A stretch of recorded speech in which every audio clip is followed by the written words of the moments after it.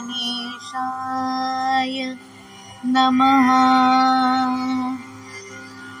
देहे त्यागिता कीर्ती मागे उरावी, मना सजना हेची क्रिया घडावी, मना चंदनाचे परित्वा झिजावे, परियंतरी सज्जनानी ववावे। जय जय रघुवीर समर्थ।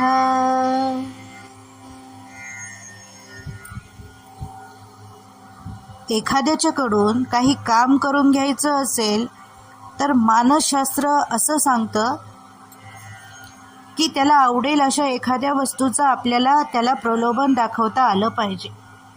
समजा त्या एखाद्या लहान मुलाला गुलकंद जास्त आवडत असेल तर आपण नेहमी काय करतो, त्याच्याकडनं एखादं काम करून घेण्यासाठी त्याला ते लालूच दाखवतो. एवढं काम कर हां, मग तुला मस्त गुलकंद आणून देईन. तेच मानसशास्त्र या ठिकाणी समर्थांनी वापरलं आहे. पहा, मनुष्याच्या मनाला 3 इच्छा या असतातच, 3 आवडणाऱ्या गोष्टी असतातच. ह्या मला मिळाल्या असं त्याला मिळायला हव्या असं त्याला वाटतंच. शास्त्रीय परिभाषेमध्ये याला ईशना असं म्हणतात. एक इष्णा असते म्हणजे धनेशना, की मला प्रचंड पैसा मिळावा ही मनामध्ये सारखी इच्छा असते. दुसरी असते ती सुखेशना, की मला अनेक सुख उपभोगायला मिळाली पाहिजे. आपण म्हणाल की धनेशना आणि सुखेशना एकच आहे ना, तर नाही, तसं नाही बरं. काही लोकांना धन आहे या गोष्टीतच आनंद असतो, ते सुखासाठी वापरणं हे त्यांच्या डोक्यात नसतं.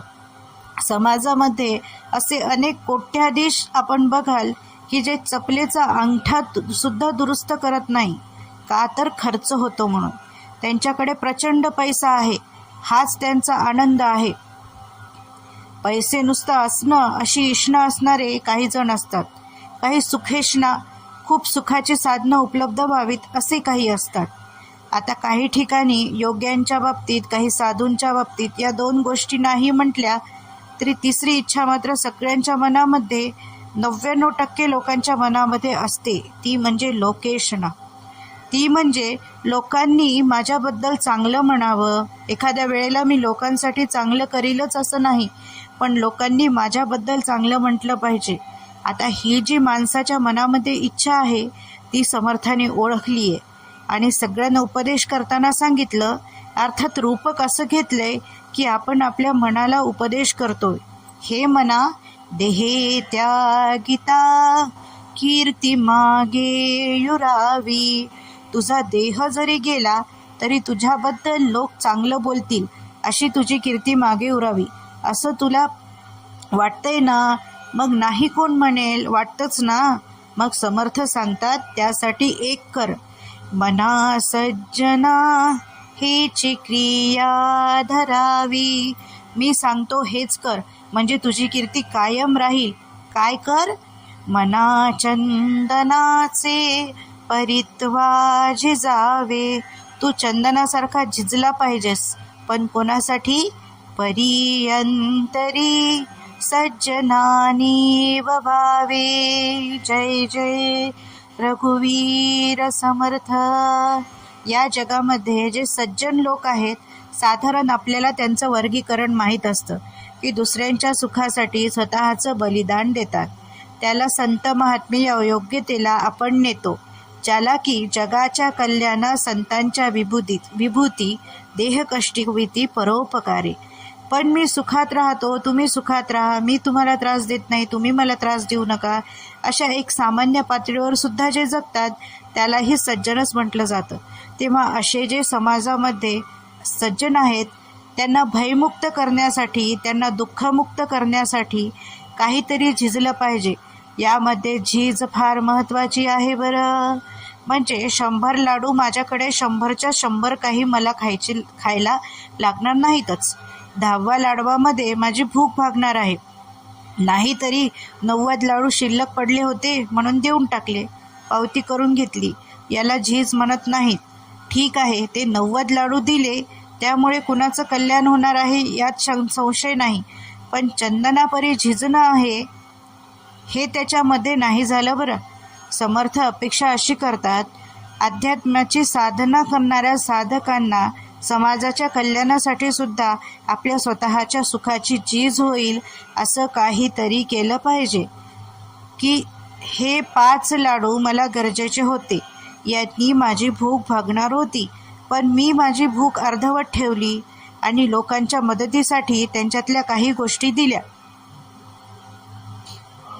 याला जे झिजणं म्हणतात. अर्थात समर्थांचा कालखंड असा होता की माणसं मनाने शरीराने झिजायला तयार होती, लढायला तयार होती, पण ते दुष्टांचं राज्य चांगलं चालावं म्हणून मारायला पण तयार होती. समर्थ म्हणतात, दुष्टांची राज्य राखण्यासाठी जे आले आणि मेले त्यांची कोण सत्कीर्ती गात आहे?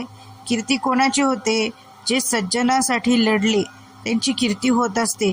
आपल्या मनामध्ये असाही संशय येईल की आपलं नाव मागं शिल्लक राहावं यासाठी रामासारखंच वागलं पाहिजे असं कुठे? कुंभकर्णासारखं वागलं काय हरकत आहे? पण आपला मूळ मुद्दा असा होता की आपली कीर्ती राहिली पाहिजे, आपलं फक्त नाव राहिलं पाहिजे, हा आपला मुद्दाच नव्हता.